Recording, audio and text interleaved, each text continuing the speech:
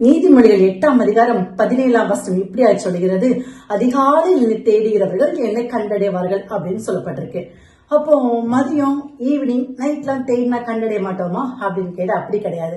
அப்ப எதுக்கு இந்த வசனம் இப்படி சொல்லப்பட்டிருக்கு அப்படின்னு பார்த்தா, நான் உனக்கு இதை விளக்கி காட்டுறேன். அதிகாலை அப்படின்னு சொல்றது விடியற் காலை 3 மணி 4 மணி அந்த சமயத்துல நமக்கு ரொம்ப ஆழ்ந்து தூக்கம் வரும். அந்த தூக்கத்தை சாக்ரிஃபை பண்ணிட்டு நம்ம கர்த்தருக்கு அந்த டைமை கொடுத்தோம் அப்படின்னு சொன்னா கண்டிப்பா அவருக்கு நம்ம கண்டடைய முடியும் அப்படின்னு வேதம் சொல்லுது. அது மாத்திரம் இல்ல, நம்ம எல்லா வேலையும் முடிச்சுட்டு ஈவினிங்கோ நைட்டோ இப்ப நான் ஃப்ரீயா இருக்கேன், இப்ப நான் கர்த்தரை தேடுறேன் அப்படின்னு போறது பெரிய விஷயம் கிடையாது. நம்ம தூக்கத்தை சாக்ரிஃபை பண்ணிட்டு கர்த்தருடைய சமூகத்துல போய் இருக்கிறோம் பாத்தீங்களா, அதுதான் பெரிய விஷயம். அது மாத்திரம் கிடையாது, ஒரு நாள் ஸ்டார்ட் ஆகும் பொழுது அந்த டேக்குள்ள ஃபர்ஸ்ட் அவர்ஸ கர்த்தருக்கு கொடுத்துட்டோம் அப்படின்னு சொன்னா மீதி உள்ள எல்லா அவர்ஸும் நமக்கு பெஸ்டா தான் இருக்கும்.